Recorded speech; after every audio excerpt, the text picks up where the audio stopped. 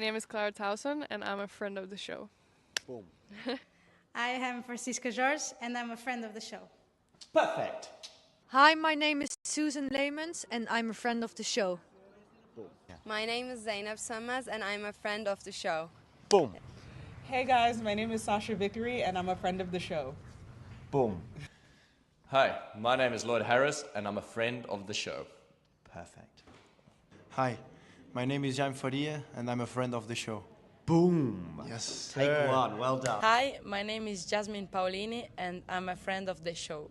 Wow, Jasmine, you got it in one time. Ready? Play.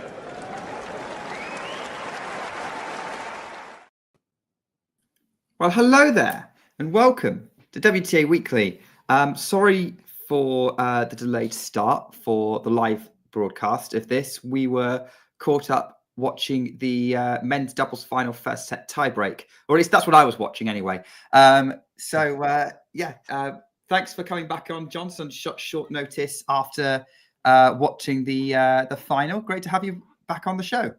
Yeah, I'm drinking a hot lemon drink. I've got some lemons that basically need to be eaten or consumed, I should say. I don't eat a lemon whole as soon as possible. So I'm putting lemons in everything right now. And I'm drinking from a Talking Tennis Towers. Talking Tennis mug as well, which can be yours for €14.93. But obviously you and I have just witnessed a remarkable Australian Open final. We talked at the end of last year about some of the matches of the year. It'll probably be in the conversation and may well be in the top 5 come the end of 2025, depending on how the rest of the year pans out. But more than anything else, the Madison Keys story is just, I think we're going to be talking about this for a long time. Yeah, we are going to be talking about this for a while. I mean, to be honest, we've got 2 match of the year contenders this year, kind of back to back. And actually, Madison Keys won both of them.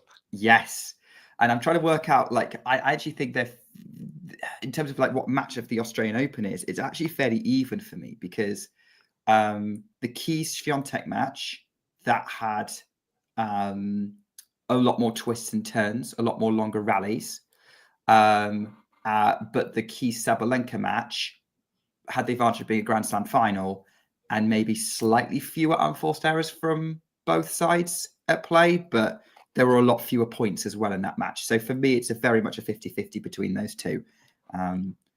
It's hard to call it, but let's get on to that. So, John Wertheim has got that tweet up there. What a moment for her winning this match. Is there a recent Grand Slam title run that's anywhere near this impressive that she's had in terms of like her draw progress? No. In short, as John says, reminds us here. I mean, we were pretty aware of it, but 4 top teners. But I think it's even more than just 4 top teners, because who are those top 10? Well, they are probably only Coco really would be a player that she avoided, but I don't think you could talk about a draw opening up, as we highlighted on the show before, beating Rybakina. I mean, Collins isn't even a top 10er, by the way, but I would add her to the roll call of impressive wins that she had. I think she was live ranked to go back into the top 10 before Keys and Badosa went on their runs. Okay, fair enough. But you've also got Svitolina, who I'm guessing is not top 10. No, but next top 10, top 3. Right. Yeah, indeed. And then, of course, you've got the final 2, the 2 absolute stellars. I mean, we've had lots of talks over the last couple of years about big 3s, big 4s. But if you would say a big 2, we know exactly who those 2 are. And she beat both of them in the most dramatic way possible. In some ways, actually, it's not too dissimilar to what, I mean, like we had a commentary in the live when we were watching the match kind of watch along. Jake was kept on referring to Madison Keys as like Wandell Madison Keys. This is not actually too dissimilar to how Juan Martín del Potro ended up winning that US Open back in 2009, beat Nadal, beat Federer. Obviously, I think the Nadal match was a bit more straightforward. Nadal was not himself fully that tournament. He'd come back from injury. But the Federer final was a 5-set thriller, during which I think del Potro clearly frustrated the Swiss player. So yeah, I could see from like the men's side, there's an equivalent run. I've obviously mentioned Marat Safin, that sort of winning that epic semi-final against Roger Federer and then followed up by beating Leighton Hewitt in, was it 4 or 5 sets in the final? Yeah, there's a few kind of moments like you can kind of call similar. I'm sure someone somewhere has got the last time a women's player beat a 1 and 2. I think we covered it in the show where like Sharapova was the last one to beat it like semi-final to final. There might be an example where someone beat a number 1 and a number 2 earlier in the tournament and then took out the other one in the final, but that requires a lot more deep research, which we haven't had time to between. But no one knows anywhere near as ranked. The closest we could say is the last time we saw this happen at the Australian Open was Jennifer Capriati beating Lindsay Davenport and then Martina Hingis in the semi-final, then the final, in a tournament where Hingis had a stranglehold on that event, pretty much. Was in the final for, 6 consecutive years, winning the first 3, then losing the next 3 to Davenport and then Capriati twice. And I mean, you were, I mean, okay, I'm not trying to make you feel old, but I'm going to say it. You're old enough to have followed Capriati's career a little bit. Yeah. Are there any kind of similarities? I mean, Capriati went through some very much more extreme ups and downs than Davenport did. Keys did. I'm saying Davenport because I'm seeing Davenport's name on the screen there. But yeah, I wanted to share Davenport as soon as you mentioned her, and she sums it up nicely. The Capriati story is kind of too unique. If you forgive the slight error in English there, it's just too different really to draw comparisons. But I can't think of. So what about like people getting over the line to win their Grand Slam for the first time? I think I have seen a tweet about this actually, and I wish I had it on my screen right now. But I think she might be the second oldest to get over that line post 2000. And I'm trying to remember who the other one was. Say again?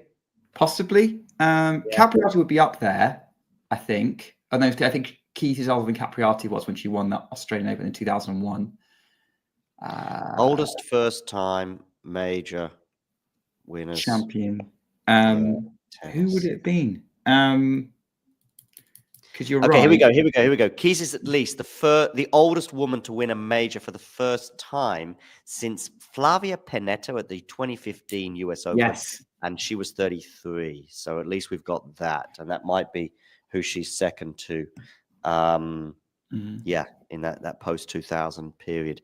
But yeah, it's just remarkable. She's been on the radar. She's been in and amongst it. Oh, this is from Deutsche Welle as well. This stat, nice. Get that on screen. Yeah, definitely. Yeah, I'll see which colleague wrote this piece. Actually, let's have a look. It doesn't say. But anyway, yeah. Of course, Sabalenka has taken to. Well, she mentioned. I've seen her post-match comments in the press conference, sort of just saying, "Look, I was just, unhappy with the way things panned out, and yes, it's not the smartest thing to do." But she said she wanted to. I'm talking about the racket smash off. She said she wanted to get that out before then going back to being her gracious self, which she was, by the way, in the post-match speech. Yeah, I figured that might be what it was. To be honest, and I think fair play on her for being that honest about her emotions. Yeah, indeed. And of course, Madison Keys was emotional, kind of roller coaster for her. 1 minute crying, next minute laughing and giggling, and then quite not know what to say, of course, during that speech. But yeah, it's been a long time coming. And with every, so many times I remember, particularly at Wimbledon, I'd hear those sort of post-match runners-up comments from people trying to console the runner-up. Your time will come. It's okay. Don't worry. You'll be, I'm sure. And the winner turns around with their 15th, 16th or 17th Grand Slam title in their hands, and they turn around, don't worry, you'll be back next year. But you just don't know in this sport. And you get close in terms of making a final, at least in 2017, as Madison did. You have some painful semi-final losses as she had to Aryna Sabalenka in 2023 when she was so close. I think there was a comment from her that I found a couple of days ago regarding that semi-final. Like, it really hurts because I was so close. And she was serving for that match at 5-3 in the second set. And yeah, but it's just such an emotional win and one that I think very few people in tennis will not be delighted for. Of course, for Sabalenka, it's disappointing. The three-peat run is over. But Sabalenka is coming back. She's winning more Grand Slams, probably winning more Australian Open titles. You know, she'll be somewhere in the 5 to 10 mark, I would imagine, come the end of her career. It's very difficult to make those predictions, but injuries permitting. So she's fine. And now Madison Keys is also fine. Okay. Yeah. And I want to do a little bit of kind of analysis because we've done a lot of reaction to the result. And I guess, what is it? Have you seen anything significantly different about Madison Keys this tournament compared to how we're used to seeing her in terms of how she's been playing? It's like, is it she's been playing how she always played, but it finally worked? Or has she made some significant changes? Any significant changes? There's been a lot of talk about the racket head, but that's not something that's obvious unless you know about it in the background. So yeah, is there any kind of observations about how Keys has been playing this tournament that made the difference in the end? I mean, I want to highlight a few things, and a lot of them come via Vance, actually. First of all, you know, he drew my attention to the racket head change. But also, another thing that he highlighted basically was, you know, as he's highlighting here on Twitter, just how easily, you know, she could have gone out of this tournament. But on top of that, I started to pay attention to her after the Rybakina win. I couldn't watch that Rybakina match, and it's often a case of, you know, you're picking and choosing, and then there's somewhere in between you're sleeping as well during the Australian Open. And I tuned in for the match between her and Svitolina. Even though she lost the first set, I didn't feel like she was going to ever lose that match. I mean, I had very different feelings about the Swiatek and Aryna matches that would come down the line. And even though she was a set and early had to face 2 break points against Svitolina in that quarterfinals, Vance highlights here, I always thought she was coming through that. What I enjoyed about it was the confidence that seemed to be coming from her. And that confidence just grew, and was, considering how much pressure she was under and how many, you know, we talk about pressure points, probably, well, given the fact that she got to the final, no one probably had to face as many pressure points as her. And it's something that's been, you know, pointed out by her before. I remember at the end of the first set, who are the doubles guys that we have on the show from time to time? Oh, Will and Hanlon. Hanlon, thank you. Yeah, Will and Hanlon. And so Hanlon tweeted after she lost that first set to Svitolina, and by the way, you know, fine, it's easy to be clever after the event, but he was like, oh no, here we go again. Madison deep in a Grand Slam, and things just start to unravel. Sometimes they're not in her hands, sometimes they are. And for sure, that match against Svitolina's improved in terms of offense, but it still was very much on Madison's racket. But she didn't panic. At no time in the quarterfinal, the semifinal, or the final, and she had every reason to be panicking in each of those matches, and especially in the semifinal and final, and yet she stayed calm. She had the calmness of someone who'd won 5 or 10 Grand Slams herself, not someone who was on a 10-year journey to finally get over that hill. And thank goodness she did overcome that today and get off the mark in terms of Grand Slams, whether she goes on to win 2, 3, or 4 more. And I tell you something else, it's not the biggest statistic out there. I think aces and double faults, unless they're astronomical one way or another, probably don't tell us everything. But she didn't hit a single double fault today. Aryna hit 5, which is fine over 3 sets, and someone who serves as aggressively and especially as well as she does on the second serve. But Madison hit none. She didn't give away a single cheap point on serve.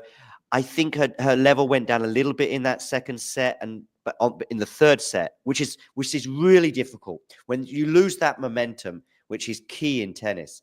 How she then, and she didn't take any time off court. Remember, we speculated at the end of that second set. We said, oh, I think she might well go. You asked me, do you think she'll go for a break? I said, yeah, probably, to reset, but maybe also physically. And by the way, I don't know the exact amount of time on court, but I'm pretty sure she would have spent significantly longer on court than Aryna, and especially in that semi-final where Aryna brushed aside Badosa pretty quickly and earlier in the day, don't forget. Then we had the epic between Swiatek and Madison Keys. And yeah, I just can't. I think I've seen the tweet from Sloane Stephens as well, deserved, and I think I saw another one from Jessica Pegula using that word again. I mean, you just can't argue. Arguably the most, everyone deserves a Grand Slam, but she almost deserves 2 for the way she won this title. Oh yeah. Well, look, she beat two of the toughest players she could have, and yeah, so it's all been very much the mental side of Keys' game that's made a difference. Quick tangent. I just want to say thanks to Alex in the chat for saying that Kuznetsova beat 1 and 2 in 2009 French Open to win it. Nice. Serena and Safina. But yeah, the insane run from Keys. And I guess like I've been kind of looking back and thinking over it, like what sort of like, oh, did she catch many people's eyes pre-tournament? Like, I thought she was looking good. I didn't think she was looking this good. How foolish have the tennis pundits such as us been overlooking her? I mean, yeah, I think. Listen, when you come to a conclusion, and by the way, overlooking at one person again, I hope I'm not going to, kiss the proverbial too much today with Vanch. But listen, again, before the tournament, he may as well be on the show. Come on, let's just wake him up. Let's get him on. Before the tournament, he had her get into the semis, which I still think is kudos. Okay, he didn't have her get to the final or winning it, but he said that I had Rybakina in the final, losing to Sabalenka. He had. I think Swiatek in the final, but he had Swiatek beating Madison Keys in the semis. So he had Keys, which of course was 1 point away from happening. And I asked him about that, and he sort of saw some stuff. Of course, she's played 3 weeks of tennis, no less, as well, non-stop. Or if you count Auckland. Yeah, I know 4 weeks, but she went out in the quarters in Auckland, right?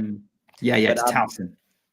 Yeah, I wonder how many people win a tournament on the eve of a tournament like that, and then go on and actually go and take the title as well. I know Djokovic did it on the men's side, I think in 21. Krejcikovic did it 2021 French. Okay, so both French Open winners that year, yeah. Yeah, I think not super confident. I mean, I find my personal take on it is a lot of people who are playing, and they might be 10 to 20 in the world, but a lot of people are playing that tournament for a couple of reasons. One, I think you probably have to take a slightly different strategy to the top 3 or 4 players in the world. But secondly, maybe you're looking at top 10, top 8, to get in, so you might even not be looking at the Grand Slam that's coming up. That's not to say you don't want to desperately win it, but there is a chance to take a title. And of course, she's done that just before the French Open last year in Strasbourg, and some epic comments coming from her during that tournament in press conferences I was at. It sounds like there's another one here as well from her regarding this Grand Slam. So a press conference is probably just happening or just happened.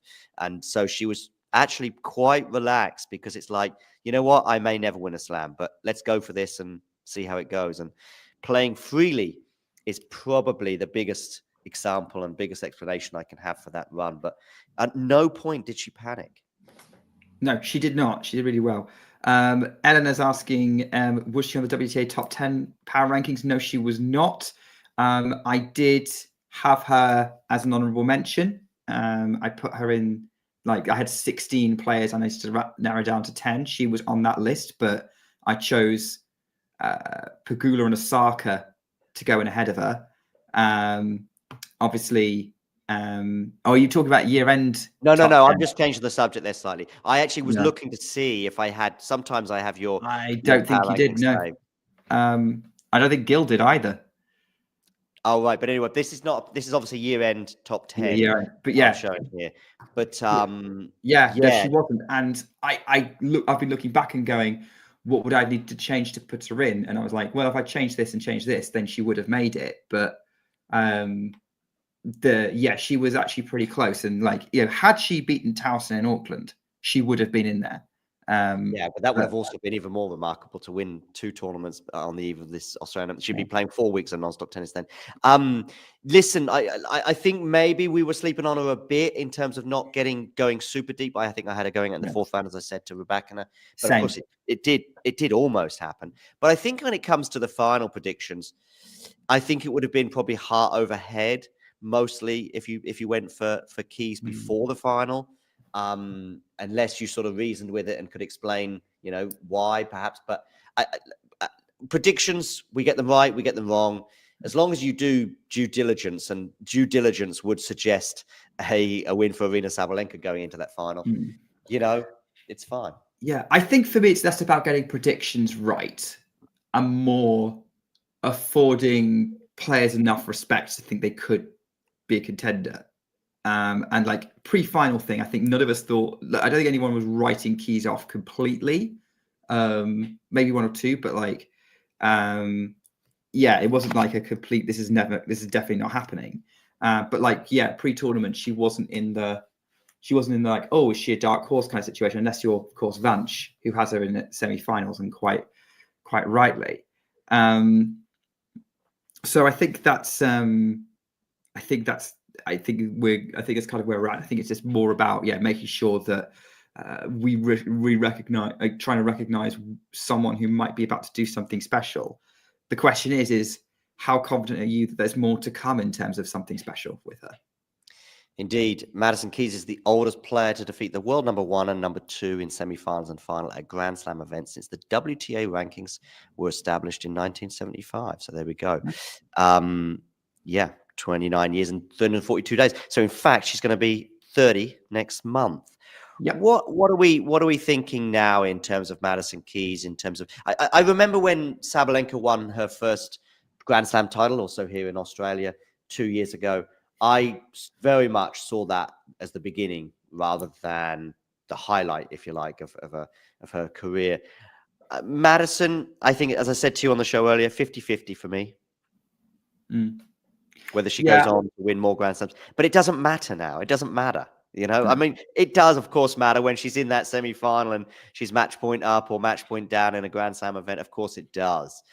But she can take the I mean, she's been there now. She's saved championship points. And again, we were talking about this earlier. I don't remember. I think the last person probably to save a championship point en route to a Grand Slam was probably Barbora Krejcikova in 2021. Do let us know in the live chat if we're wrong on that. But I think Barbora Krejcikova saving that semi-final match point against Sakkari, was it, in 21?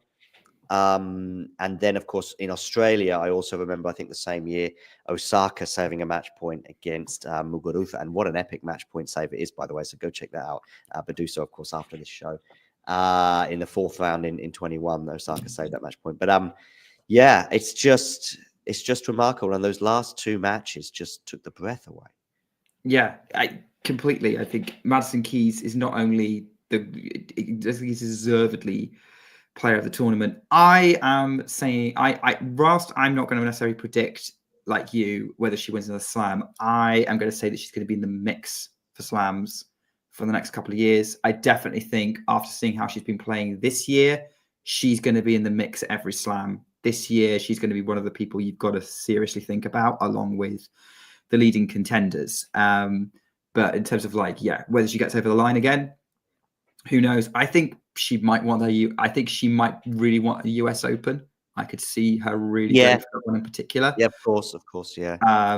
There's a little bit of scar tissue at that tournament specifically, but hey, she's kind of, maybe she's also excited she may never win that one specifically, and that's going to help her. Yeah, well done to Madison, and obviously, US Open scar tissue from Sloane Stephens, who beat her quite comprehensively almost 8 years ago now. And very nice to see that the respect there from Sloane.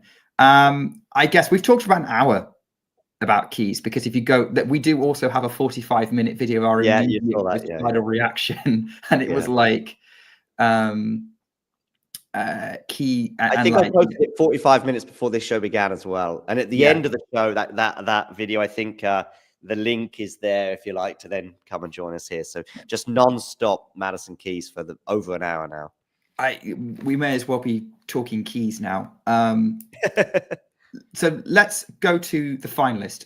Yeah. Aryna Sabalenka, who's reaction is on the screen. That's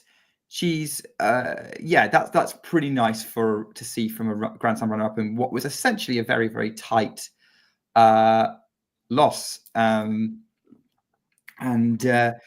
I said during the show that when she was serving at 4-5, she'd never successfully served to stay in the championship. She did that. She didn't serve. She wasn't successful the next time she tried at 5-6.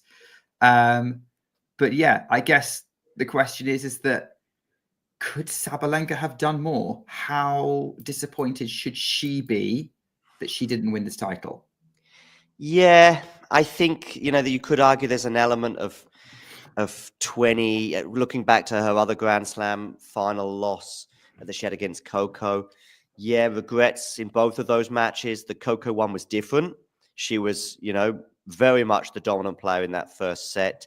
And things sort of ran away from her, and it was quite difficult to explain why and how. And we saw her frustration that day backstage with a racket smash. This time it was done full in front of the entire audience. And she explained why she did that, to get that anger out, and therefore come and give a nice, gracious runner-up speech, which I think was great, was nice. She obviously congratulated Madison. She's got a great sense of humor. She seems to have a great team with her, and they seem to share a similar humor. And, you know, it was nice that actually the team as well were like showing the heart signs and giving all the love to her in defeat, because I think that's probably when you need it a little bit more than in victory. And of course, she's won twice here before, which she was attempting, of course, to win her third Australian Open in a row. Would have been the first player to do so since Martina Hingis in the late 90s.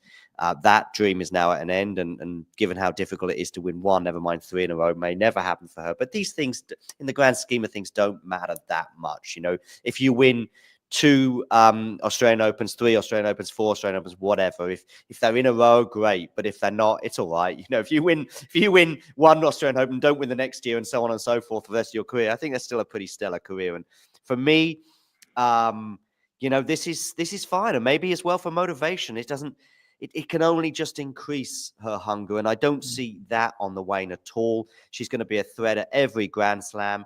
I think sometimes the rest of the year, perhaps she might want to be upping her game across the rest of the year, because I think obviously between Australia and Cincinnati last year, she didn't win a title. But in the good news, of course, that means she's got lots of points to gain in the coming weeks and months to cement her place at the top of the women's game. Anything else in terms of today? Yeah, I think she was a slow starter. She started slow. Even though she got that break quite near the beginning of the second set, it still didn't feel like she was finding her range. She was hitting balls just a meter long during that first set in particular.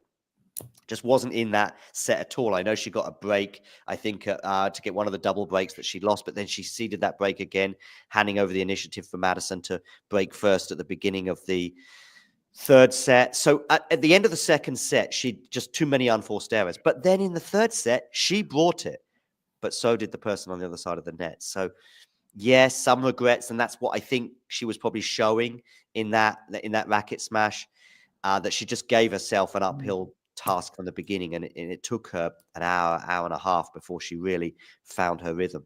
Yeah, I agree. I think she definitely made it harder for herself today with that slower start. I do think that does discount Keys' level a little bit. I think Keys brought it in set 1. It may have been a more competitive set 1 win for Keys. In the end, it's one of those things you just don't know, because there's these Did Swiatek save a match point against Osaka last year? Yeah, she did. Yeah, I don't know why we completely forgot about that. Yeah, it was an epic match. That was one of the biggest matches last year. Yeah, good point. Thanks, Magda. Yeah, she did. So yeah, that's the last time someone saved a match point and then won the title. So I guess maybe does that mean that someone's going to save a match point against Keys and then win a Grand Slam? Given it's kind of tag teaming a bit there with Swiatek. Yeah, I think for back to Aryna, I think she could have started better. That's no guarantee she would have won this match. And she did everything right to make up for it. Keys was the more cool-headed, the one who found her shots when it really mattered, particularly in that third set. So yeah, I don't think there's a lot more she could have done. It was very, very close, and I think, yeah, I agree with you that I don't see this affecting the rest of her year too much. I think she'll go away and come back, and she can't have much of a weaker sort of period, February, March, than she did last year. I think she's going to stay world number 1 until about the US Open. She would have to have a disastrous season. I'm not going to say much more than quirky, Nick, but a little quirk from some of her stats from today is that she won more points on second serve than first. I'd have to go back and watch some of those first serves again to see where she didn't win, because she won 60% on first serve. Yeah, you'd want that percentage to be a little bit higher. She won 62 on the second serve, which is completely fine. You know, I think if you win more than half on your second serve, that's good. If you win over 60%, that's very good. You also mentioned first serve in 70%, totally fine. In fact, maybe even more than totally fine. The problem was that even though she got 70% of her first serves in, she only won. I think only. I've got 70 on my Australian Open. But I'm just looking at the Aussie Open website. But anyway, I think Aussie Open website's more reliable than the stat I was getting it from. So. Okay, where were you getting it from? Google? Actually, no, I think it was Aussie Open. I'm sharing on the screen. Oh, I should share it on the screen right now. Here we go. Yeah. First serve in 70%. Yeah, maybe that was from a set or something.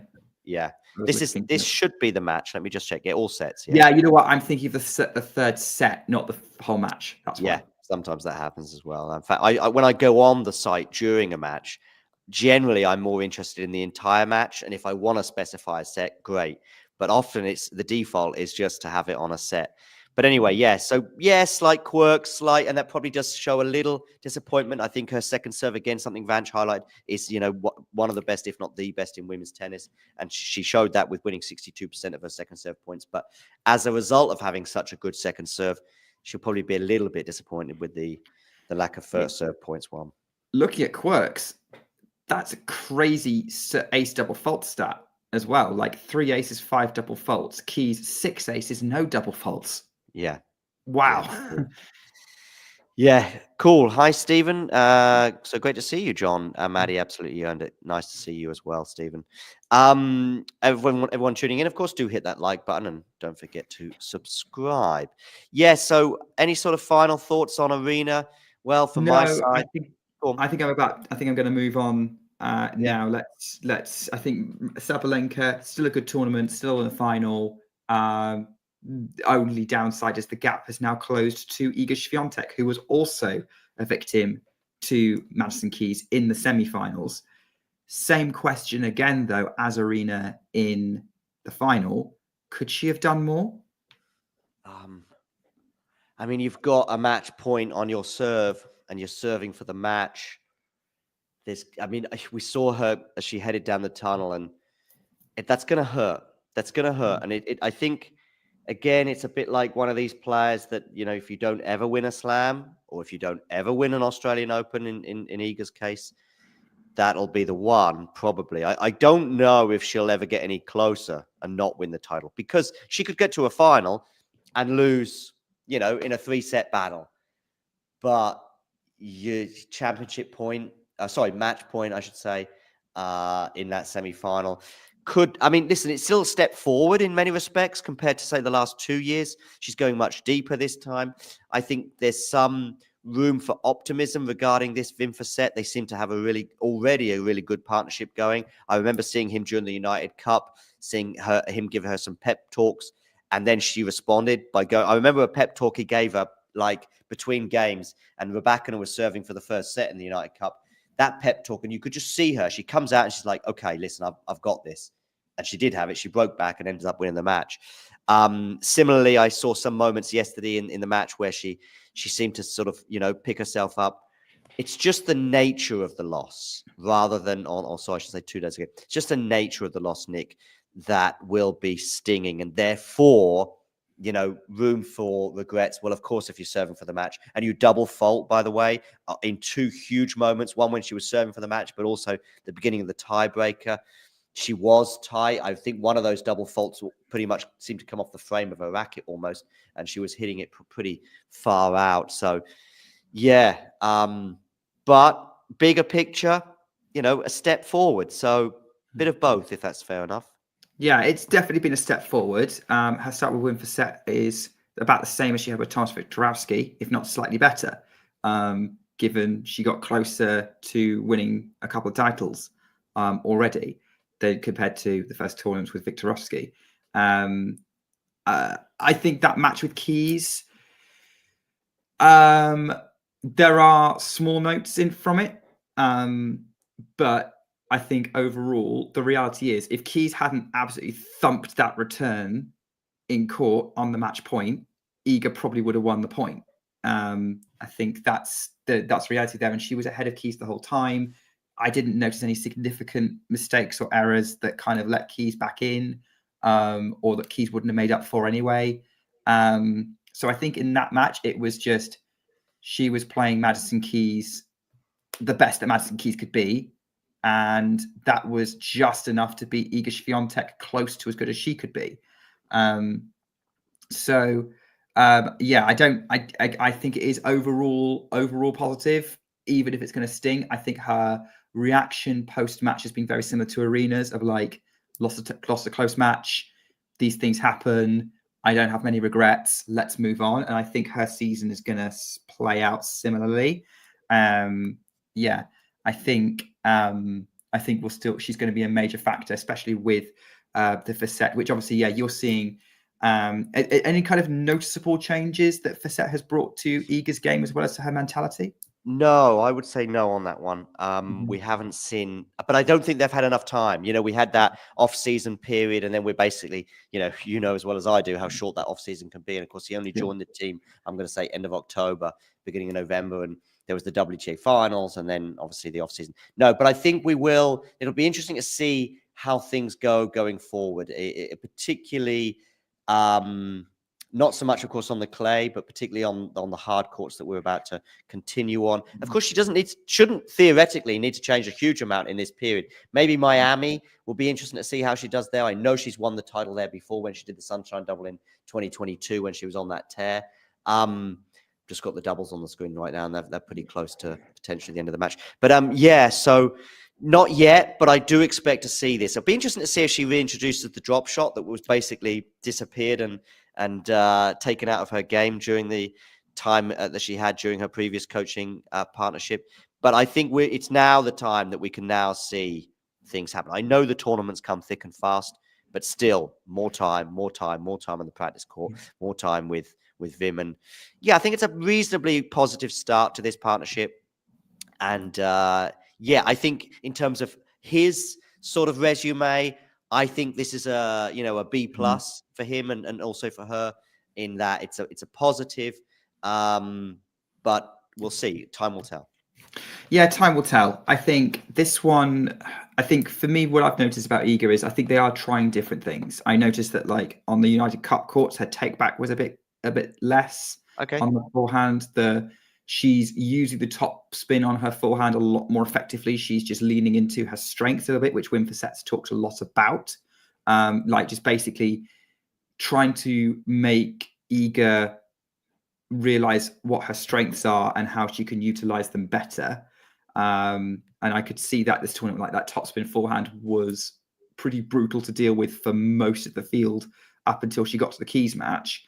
And then the only other thing I would just say is, that she's not overhitting it as much as she was, like, in the last sort of year or so, when things got tight. And on the whole, managing things better. I think there's a lot of reason to be optimistic, despite the fact that she's out in the Australian Open semi-finals, which, by the way, she's never been better than before. And again, context: Madison Keys won the tournament. Madison Keys beat everyone. Was better than everyone this tournament. I agree with you, though. I do think that we will see the real kind of meat and potatoes of it during this kind of Middle East double and then the Sunshine double. Clay, she's always going to be good on clay, no matter. Oh, that was the other thing I remembered. She's coming to net a lot more, a lot more. Like, she's definitely coming in behind the forehand a lot and trying to finish at net, and it's mostly working. So that's something I've noticed as well, is that she's more willing to try and volley now. But that would be kind of my analysis of sort of where Iga's at the minute. I think it's interesting, kind of, usually you have notes on, like, maybe not ideal for something like this, but and again, it's always going to come back to Madison Keys. Any other situation, it probably would have been, but then you came across a player who's absolutely on fire and just changed the tennis landscape pretty much overnight. There's just one other thing on Iga and this run that she had. Of course, there's kind of a balance in tennis. You don't want to be playing 3 or 5 set matches for 3, 4, 5 hours, round in, round out, all the way to the final, because it's just unlikely to be sustainable, especially in terms of energy you're going to have. But on the other hand, I think probably Keys grew with every 3-set battle and every 3-set win that she had, from Rybakina to Svitolina to Iga, and then that final. And maybe that helped her in those last couple of games today. Iga, on the other hand, of course, had a very different route to the semi-finals, and it was a nice run, as I think Elena in the chat has highlighted. Conversely, when you do get to that semi-final, dropping, let me see, how many games she dropped? 7. Her hardest match until the semi-final was the first round against Siniakova, which, although it was straight sets, was a really good battle against the Czech. But she dropped 7, 8, 9, 10, 10, 11, and then 12, 14 games en route to the semi-finals. So, and I won't lie, there was a concern for me going into that semi-final that Iga wasn't sufficiently tested. Now, I think she came across some players that she had pretty good matchups with. Other than Siniakova was really tricky, but I thought she would struggle more with Navarro. I know the matchup's okay. I think it was only the second match that they've played against each other, but I still thought. But I thought, I mean, that again was a bit unfortunate on Navarro just winning 3 games, having watched the match. 6-2 set was like 40, 45 minutes. Yeah. There was quite a few juices in there, and it was a 1 break point, I think, for Navarro. So Navarro did make it more of a contest than the score suggested, but Iga was just that good throughout the whole run. But you're right, and I think, typically speaking, it's very rare for a Grand Slam champion to completely crush their opposition. They usually have a bit of a tussle at some point in the tournament beforehand to get them kind of mentally ready for it. They've survived one fight, they can survive another when they get to the final. Indeed, yeah. But anyway, Iga's time will come. Possibly. Okay, actually, will Iga's time come? If you were, it already has. Yeah, but I mean, on Australia, I mean, the Wimbledon one, I think, is even trickier for her. I think a fast, hard court, and Australia this year was a little slower apparently than other years, but traditionally is a little faster than New York, and definitely a lot faster than say Indian Wells, where she's I think the court conditions remain kind of what they were this year. Yes, I think historically at the Australian Open, like, her record's not been too bad, actually. I think it's a Grand Slam that she could be overall positive about. Yes, all right, she's never made the final, but she was match point away from the final this year, 2 semi-final appearances. She could have made her quarterfinals debut here in 2020, had a really tight match with Annette Kontaveit, gone a different way. And that was very early in her career. So, and let's face it, one of her sort of weird last 16 third round losses that she had, like in 2023 and 24, she lost to Elena Rybakina, who has now become one of her big rivals. And 2024 was a nightmare draw. So yeah, I think there's still a good reason to suggest that Iga Swiatek can win an Australian Open, and is very likely to at some point in her career. Yeah, I would probably go, greater than 50-50. The Wimbledon one, I think, is a little more tricky, but time will tell.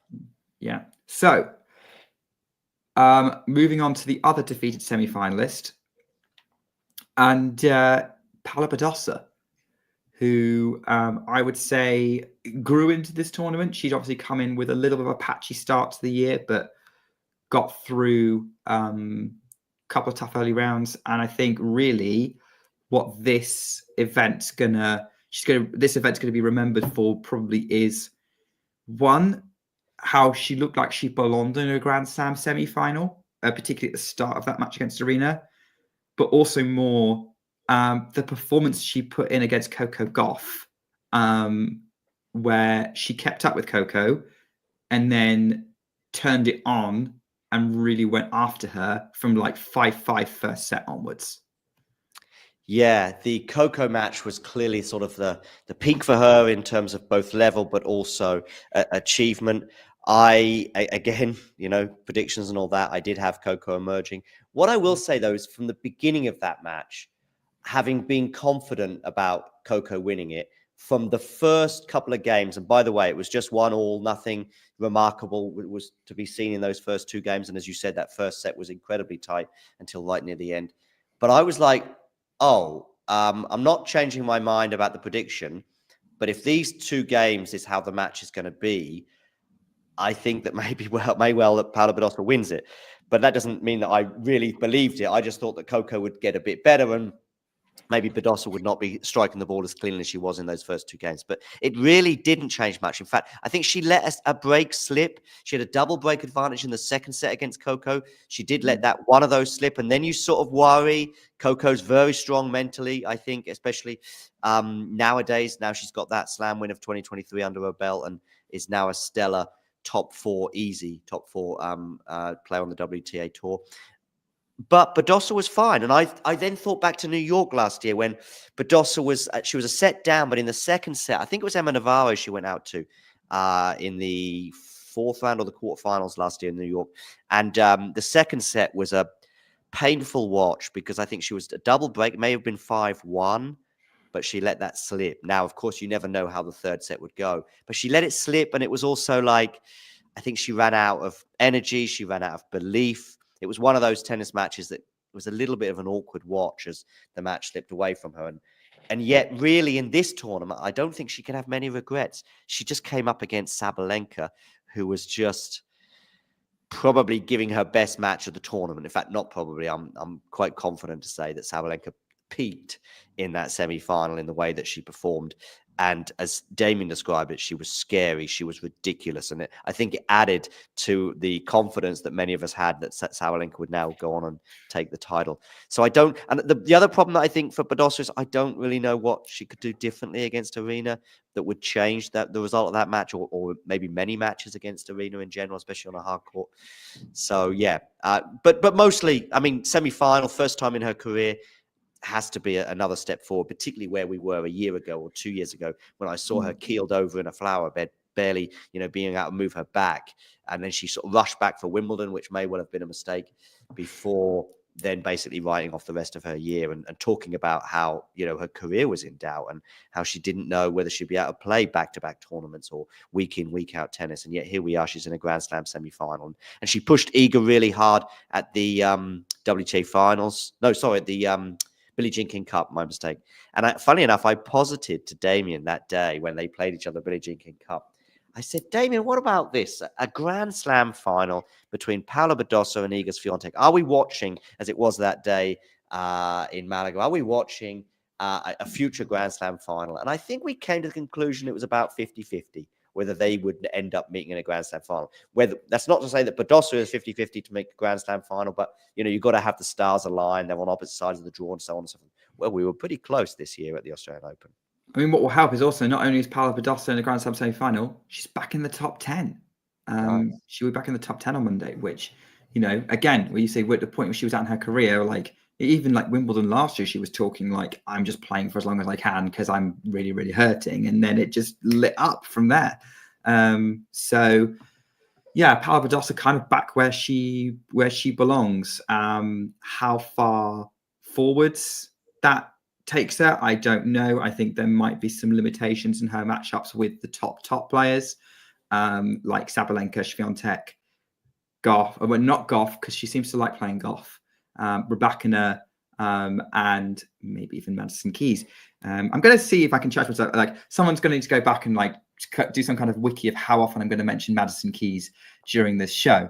By the way, it's good news for Gil Gross and having Badosa at number 9 in his top 10. She was on my radar for a year-end top 10 finish, but ultimately I opted not to have her in the top 10. But it's probably her. I do remember very much thinking of her, and then I thought I'm going to go even further left field, and I went Anisimova, as you can see.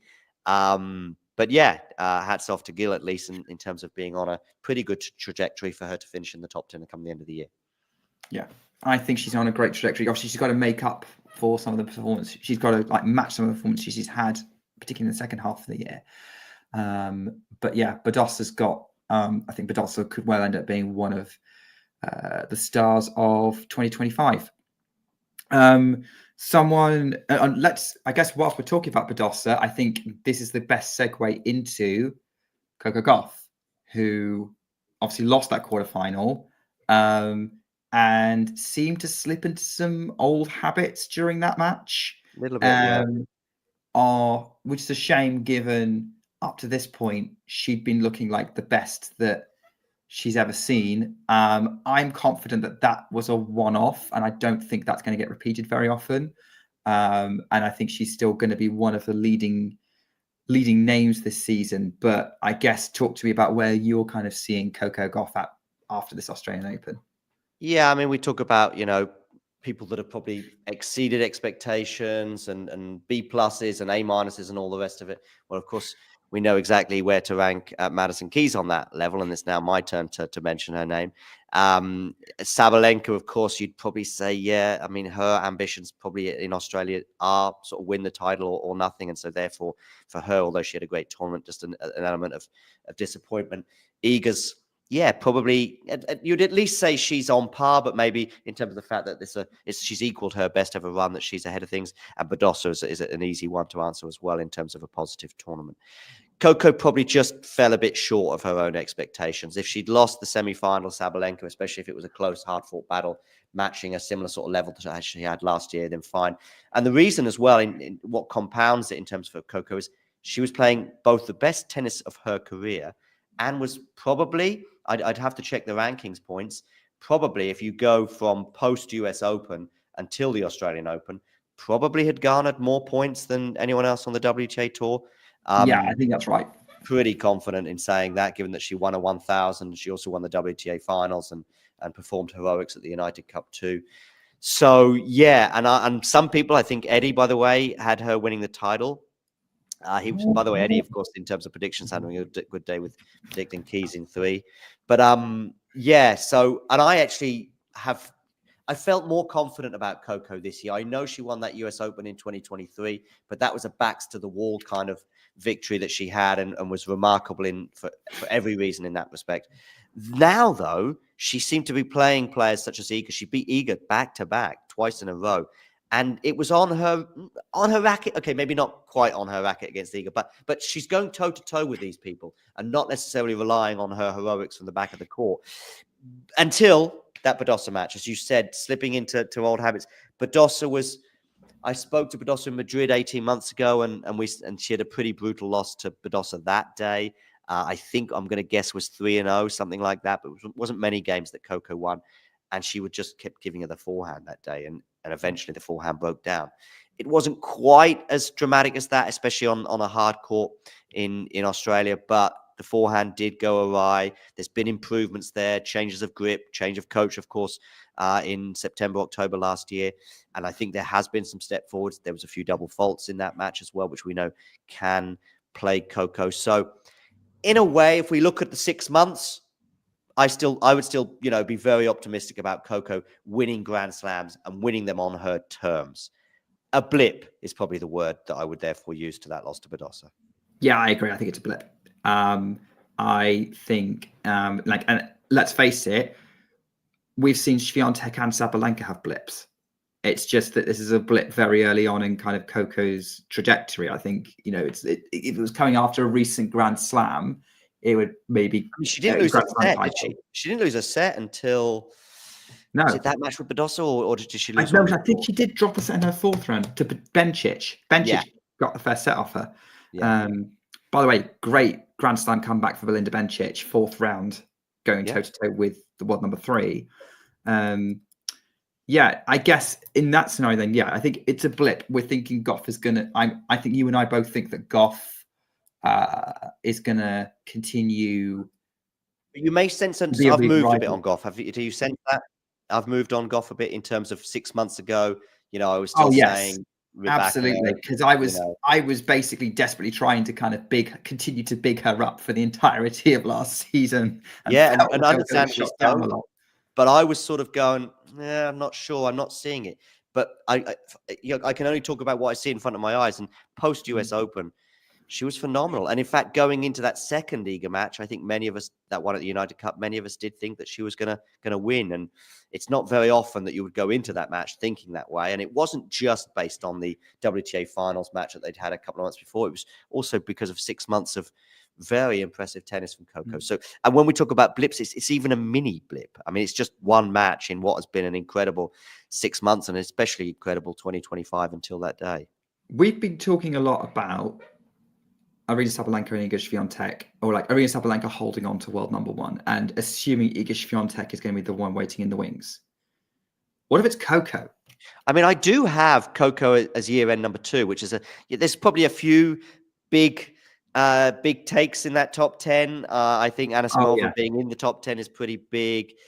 Maybe Andreeva at number 6. Obviously, Iga is the huge standout, having her at number 5. And the next biggest one is maybe people going, oh, Coco at number 2. Well, yeah, as I say, I've just changed the dial a bit. I wouldn't say changed my mind, because I've always thought that Coco's an excellent tennis player and capable of winning more Grand Slams. But now I see her almost on a par with those other 2. It depends on the day, depends on the surface, depends on the form. But if she had played Iga, for example, in the final, I think many people would have had it as a 50-50, and some may have even predicted a Coco win, which shows you just how much that dial has changed in the last 6 months. She's made a lot of progress. And I think for me, Coco's a confidence player. If she's confident, she'll play well, regardless of like, or if she's confident, she'll win, regardless of maybe if there's a few things happening on the day. I think Coco Gauff is going to be a big contender going forward, and she's got some big points. She's got some points to harvest coming up. I think there's some opportunity for her to really kind of build on that ranking across these next few hardcourt events. That's Coco Gauff. Let's touch on the other kind of big leading name of the WTA Tour at the minute, Elena Rybakina. 4th round exit. However, it was a 4th round exit to, drum roll please, Madison Keys. That loss is now a lot better in retrospect, I think. Yeah, I mean, it's difficult to know what else to say about Rybakina and obviously the situation off the court with the coaching situation. So, yeah, it's difficult to add to that, but that is something that we sort of have to factor in pretty much all the time with Elena when winning or losing tennis matches. In terms of what we saw on the court, yeah, I think okay. Yeah, and especially as you say, that loss will have aged well. I saw her in the United Cup. I was quietly impressed with her at the United Cup. I know she lost to Iga there, but it did give me the optimism for her coming into this tournament to predict her to get to the final. And as you said, losing to Madison Keys has aged obviously very well. On the other hand, what is going on? Don't know. Did Goran know? Did she blindside Goran? Did Goran know? Goran in his post to say that, him and Rybakina are going separate ways, said our short-term arrangement has come to an end. I wasn't aware that it was a short-term arrangement. I thought it was a permanent thing. Pardon? Nobody was. It made it sound like all the publicity around it sounded like it was something long term. Yeah, right. Exactly. Here we go. I'm excited to start this. He said about being excited to join the WTA Tour. For a change, obviously, having coached Novak for so many years. Yeah, I mean, listen, no coaching or appointment of this nature is ever permanent, and we can never guarantee it. But if it's coming to an end after 6 to 8 weeks, then something seems to be amiss, and that's a pity. Regarding obviously Vukov and I just don't know. Let's let the nobody knows process take its course. But just in terms of the Goran situation, did seem to be a bit unusual, and I just hope that we can get some stability and have Rybakina up there and challenging for titles again very soon. Which I think she would be, given who she's lost to so far this year. She's lost to Iga Swiatek and she's lost to Madison Keys. Swiatek, who went into the virtual final against Coco Gauff and was playing very, very well, and is someone that is one of the few players that wouldn't be a bad loss for Rybakina. And then Madison Keys ends up not being a bad loss because she's gone on and stormed her way to an Australian Open title. So until or unless Elena Rybakina loses to someone that you're like, oh, that was a bit weird that she lost that match, she remains in the mix, regardless of what's going on with her coach. And that's my kind of stance on it. Yeah. A very quick one. Yeah, I think the general consensus, Magda, is that it's going to be very difficult for Iga to get back to number one anytime soon. Yeah. But, stranger things have happened, that's for sure. Okay. Okay. We're coming up to an hour. I do want to do one more player. And maybe an honorable mention for another, but one more player. Naomi Osaka. Okay. I was thinking whether you would come to her. I was wondering, she's a possibility. I think that she has to be one of the stories of the tournament. Obviously, she got through that 3-setter with Mukova when kind of, she had a horrible draw. She got her revenge on Garcia from last year. She then beat Mukova in 3 when Mukova was looking like one of the form players. And then, unfortunately, she had to withdraw in round 3 against Bencic with some kind of abdominal issue, which obviously was the thing that took her out of Auckland final against Towson. And I guess it's kind of there were a lot of positives up until that point about Naomi Osaka. And I guess it's kind of depending on whether you're a glass half full or a glass half empty person, do you take this result as a sign of promising form, or do you have more concerns about her fitness than you have optimism, which is greater in your mind? Probably greater is the form and what I've seen in terms of her tennis. If it was if it was a back issue or something like this, or if she was in her mid-30s, or if we were seeing a persistent injury, if you like, ab things happen to tennis players on a pretty frequent basis. Anyone who's served or tried to serve and hit smashes and stuff. Yes, it's not the most uncommon of injuries. Also, again, if it was a hip thing and it was persistent, then it would be different. You could say that this was persistent in that it was the same injury that curtailed her Australian Open run that basically curtailed that final against Towson in Auckland. But it was just a case of, there's a Grand Slam and there's only 4 of these every year. I think if it wasn't a Grand Slam on the horizon, she probably wouldn't have played the next tournament just a week or so later, if that makes sense. But it makes total sense that you're feeling quite good. You might be just pushing it a little bit in terms of coming back too soon, and that's probably what happened.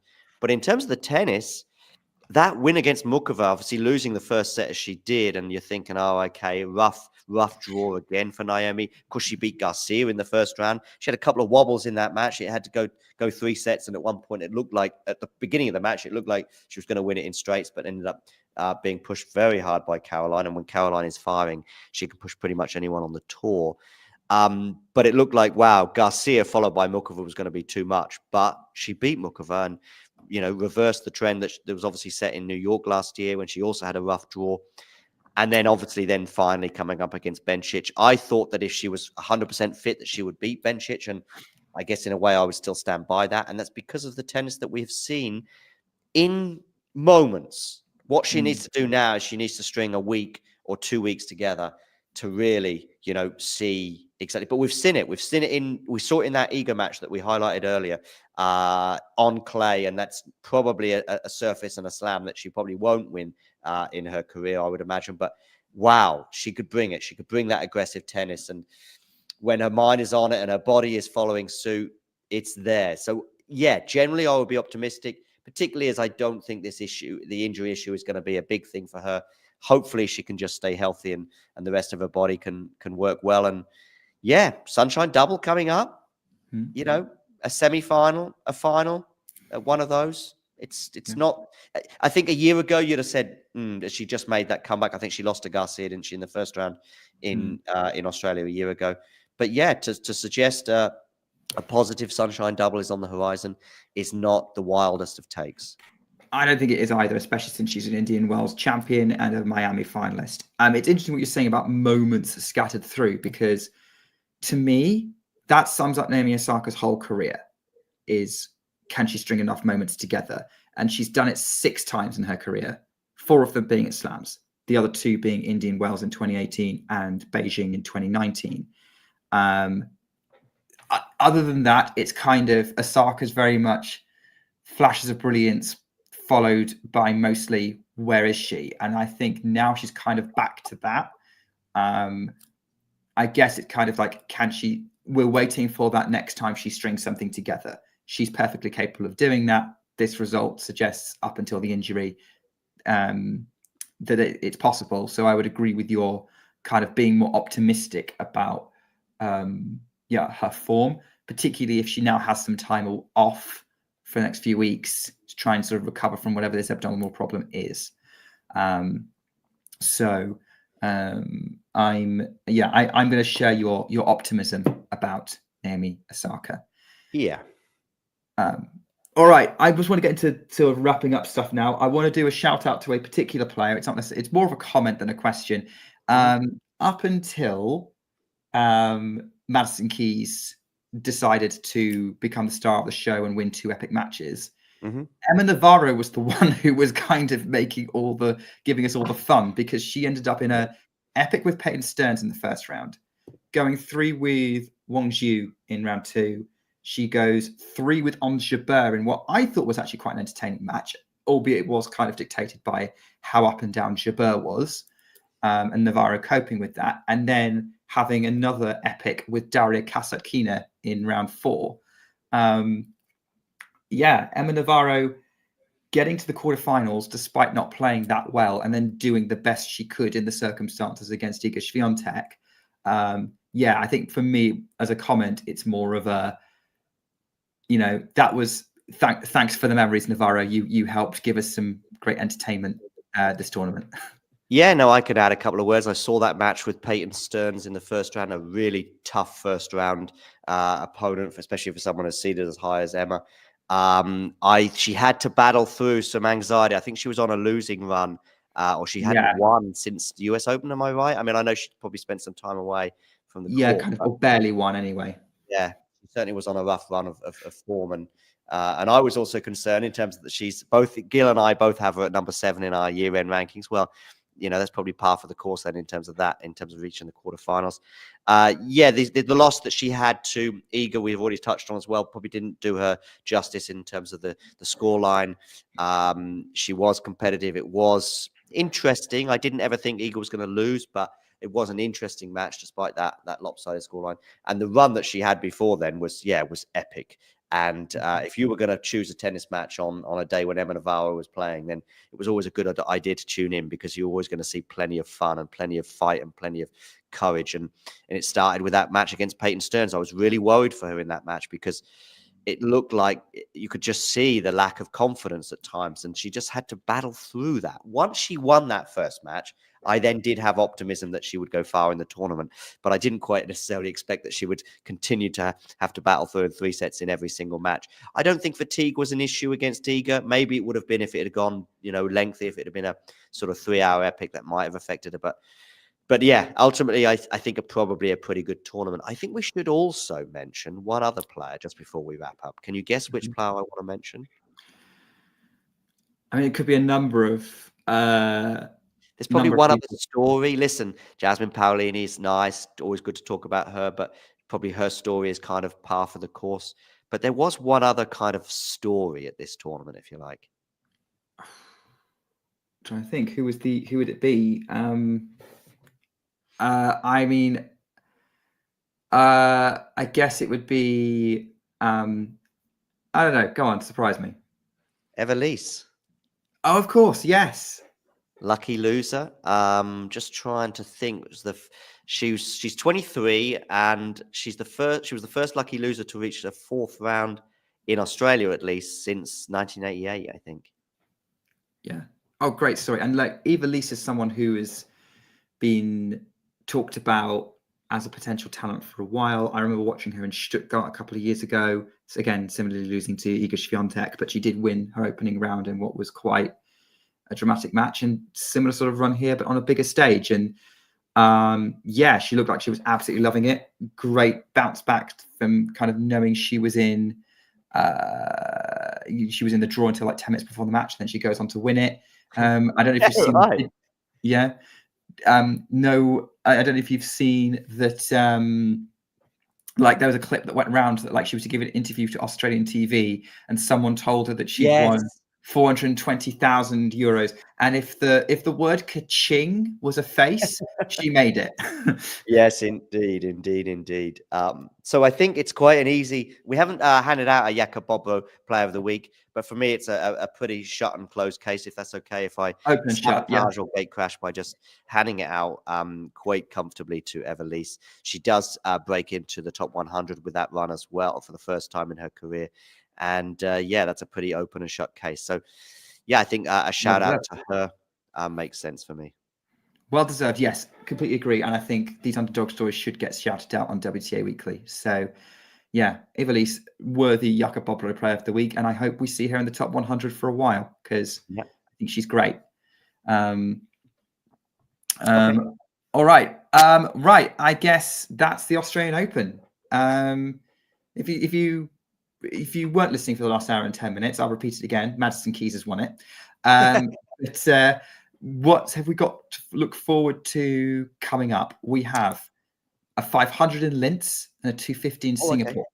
Okay. So, I was actually thinking of the next 24 hours. I was about to say, well, we've got the men's final I tomorrow. will mention. We'll make sure we mention that. But just for anyone who wants to know about the WTA action, so we've got Linz that starts on Monday. Karolina Muchova is the top seed, with Elena Svitolina is seeded 2, Sakkari is seeded 3, and we've got other seeds in there: Potapova, Avanesian, and Towson. No one else kind of major noteworthy in that field. I'm looking at that and looking to see if like Karolina Muchova can make the most of being the top seed and win the title in a similar way to what Jelena Ostapenko did there last year. Although Clara Towson has nothing to say about that because I think they had a bit of an epic there and is now seeded. Singapore, Anna Kalinskaya is the top seed and the only top 30 player taking part. The number 2 seed is Elise Mertens. Number 3 seed is Amanda Anisimova. So that's one to keep an eye on for John. And the number 7 seed in that tournament is Emma Raducanu, who will be playing now coachless for the moment. Yes. She has, I think, another split, if you like, but it didn't seem, quite as dramatic as some of the other ones. No, I think he sounded like he was. Yeah. He needed a break rather than anything else. So. But then I think in terms of WTA stories and like competition, I think Linz is probably going to be the interesting one if you want to have a look at sort of some stories of some ongoing young talent like Anisimova, Raducanu, or even Kalinskaya that want to keep an eye on. Also, if you're British, Harriet Dart's also playing. But that's all we can have to say from the preview of what's coming up. So, John, I'm gonna ask you is, what do we have to look forward to coming up on the Talking Tennis channel over the next sort of 24 hours or so? Well, I thought you were going to say what have I got to look forward to in the next 24 hours. I was going to say what have I got to look forward to in the next 60 seconds. Well, my doorbell has just rung. On this occasion, I do know who it is, and I've just sent her a text message to say, "Look, wait 1 minute." So she will wait 1 minute while I tell you that in the next 24 hours, we have the men's singles final watch along tomorrow morning as it is for people in the Americas and also in Europe. It's tomorrow evening, of course, in Australia. And then we will have ATP Weekly at some point in the next 24 to 48 hours. I hope that we can do some sort of doubles and also wheelchair roundup in the coming days as well. We might have to wait for Gemma to come back from Australia. I also think Will might be in Australia too. Will, the doubles guy. I think he might be out there doing some stuff with one of the players. So yeah, fingers crossed we have doubles review and wheelchair review coming up sometime next week. But in the immediate future, obviously the men's singles final tomorrow, watch along between Sinner and Zverev, and an ATP Weekly, I guess, sometime in the next 48 hours. That hasn't quite been decided, but yeah, plenty to look forward to. Are we able to confirm yet who's doing the watch along? Yes, we sort of. Okay, we do not confirm sort ofs. Well, I can tell you one person will be Fergus. Mm-hmm. And then me and Damien, maybe more or less some combination of Fergus and Damien and myself. And who knows? You never know. There might be another edition as well. Good luck to Fergus covering your first Grand Slam final. And also, by the way, there is a Grand Slam final still happening because the men's doubles finals are in deciding set. Helivado and Patton are up, breaking the third. When you're done with this, go watch that because it's been a bit of an epic. No guarantees on this, by the way. We might also have a men's singles preview, but that's still a long way from being set, and we're only, 15, 20 hours away from the match starting. So if we get time, we'll give a preview to that too. But anyway, yes, Helivado and Patton, who were involved in an incredible first set tiebreak, which contributed to us being a little bit late in starting, where I think they had, I don't know how many set points, maybe a dozen or Fun. maybe a bit less. Yeah, it had quite a few set points in that. Yeah, it was 18-16 in that first set tiebreak. But yes, so they are a breakup in the deciding set, so they may well be on target for the Australian Open title. I saw Calvin Betton as well, courtside.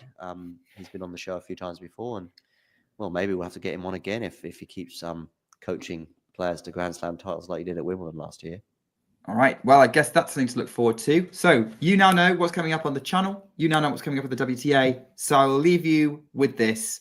Madison Keys just won the Australian Open.